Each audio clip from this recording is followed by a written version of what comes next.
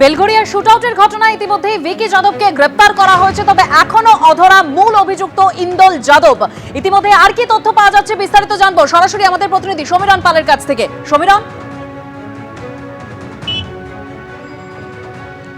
দেখো দেবস্মিতা, তৃণমূল কর্মী ভিকি যাদবকে গ্রেপ্তার করা হয়েছে এবং তাকে আজকে এই মুহূর্তে ব্যারাকপুর মহকুমা আদালতে নিয়ে যাওয়া হয়েছে। ক্যামেরাম্যান কৌশিক কর্মকার তোমাকে ছবিটা দেখাচ্ছে। আমরা এই মুহূর্তে উত্তর বারাসতপুরের 4 নম্বর রেলগেট এলাকা, যেখানে শুট আউটের ঘটনা ঘটেছে। যেটা তথ্য উঠে আসছে, ভিকি যাদব তার জন্মদিন ছিল শনিবার দিনকে। সেই সময় তার জন্মদিনের যখন প্রস্তুতি চলছিল, তখন ইন্দল যাদব দুষ্কৃতীদের সঙ্গে নিয়ে সেখানে আসে এবং তারপরে ভিকি যাদবের মোটর বাইক নিয়ে তারপরে এই ঘটনাস্থলে আসে এবং গুলি চালানোর ঘটনা সংঘটিত করার পর কৌশিককে দেখাতে রাস্তার ঠিক ওপারে মোটর বাইক রেখে আবার তারা চলে যায়। এবং যেটা জানা যাচ্ছে, ভিকি যাদবই বিকাশ সিং কোথায় আছে সেই তথ্য দিয়েছিল এবং বিকাশ সিংকে সম্পর্কে তথ্য দিয়েছিল এই ইন্দল যাদবকে। তারপর ইন্দল যাদব আসেই গুলি চালানোর ঘটনা সংঘটিত করে পালিয়ে যায়।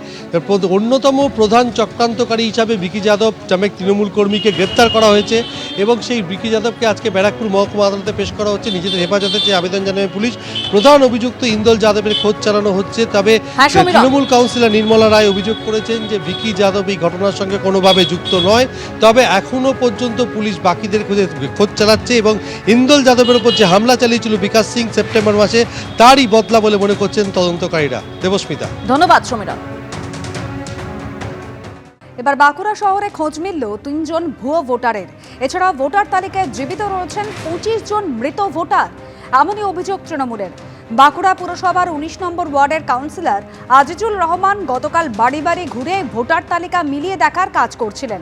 তার অভিযোগ, গড়াইপাড়ার 172 নম্বর বুথে এমন 3 জন ভোটারের নাম রয়েছে যাদের এলাকায় কেউ কোনোদিনও চোখেই দেখেননি। এছাড়াও ভোটার তালিকায় এমন 25 জন ভোটারের নাম রয়েছে যাদের কেউ 3 বছর, কেউ বা 4 বছর আগে মারা গেছেন।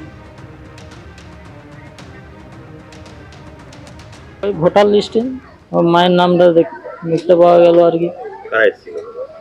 ওই কাউন্সিলর কি বললো? কাউন্সিলর বললো যে ওখানে পর্যন্ত মায়ের নামটা আর কি আছে, মানুষটা নেই। হ্যাঁ, মারা গেছে, বছর 4 হলো। মানুষটা নেই, ওখানে ভোটার কার্ডের লিস্টে ওখানে নামটি রয়েছে। ওইটাই অবাক লাগে, আর কিছু না। ডেট সার্টিফিকেট পর্যন্ত এখনো পর্যন্ত সেই ভোটার লিস্টের নাম, হ্যাঁ ভোটার লিস্টে নাম হয়েছে, কিন্তু আমাদের রেশন দেওয়া বন্ধ করে দিয়েছে। যখন মারা গেছে তারপর থেকে রেশন দেওয়া আমাদের বন্ধ করে দিয়েছে। কতটা অবাক লাগে? অবাক তো লাগছে অনেকটাই। মারা যাওয়ার পরেও মানুষটা বেঁচে আছে এখনো পর্যন্ত। তৃণমূলের দাবি এর জন্য দায়ী কেন্দ্রের বিজেপি সরকার। প্রশাসন তৃণমূলের হাতে, ফলে ভুয়ো ভোটারের দায় তাদেরই, পাল্টা বিজেপি। অনেকগুলো ডেথ হয়েছে, কিন্তু তাদের নাম ডিলিট হয় না ভোটার লিস্ট থেকে। সেটা আছে এই 172-এ 25 জন এবং 3টে ভোটারের নাম আমরা এখনো পর্যন্ত খুঁজে পাই না, যেটা হচ্ছে বাপি গোড়াই, আদানা গোড়াই এবং কল্যাণী গোড়াই। খুঁজে পাওয়া যাচ্ছে না। মানে এই এলাকায় যে আমাদের 172 নম্বর বুথের যে পরিধি, সেই পরিধি অনুযায়ী সেই জায়গাতে আমাদের যেটা গোড়াইটা কাস্টে যারা মানুষরা বসবাস করেন, তাদের বাড়িতে বাড়িতে গিয়ে আমরা খবর নিলাম যে এই 3 জনকে তারা চেনেনি না। তারা ওইটাই আমি খুঁজে পাচ্ছি না, তারা কি সত্যিকারের ভুতুড়ে ভোটার? বাঁকুড়া পৌরসভা এবং প্রশাসনের দায়িত্ব এই ধরনের যারা মৃত ভোটার আছে তাদের ভোটার লিস্ট থেকে নাম সম্পূর্ণরূপে বাতিল করা।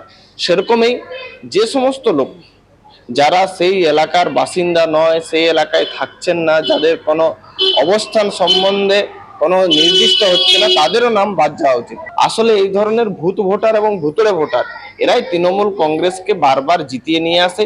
তাই তাদেরকে সযত্নে রাখার দায়িত্ব থাকে এই তৃণমূল কংগ্রেসের কাউন্সিলর বলুন বা এই এলাকার পৌরসভার যারা কর্মী রয়েছেন, যারা প্রশাসনের দায়িত্ব আছেন, তারাও এই ক্ষেত্রে সম্পূর্ণরূপে দায়ী।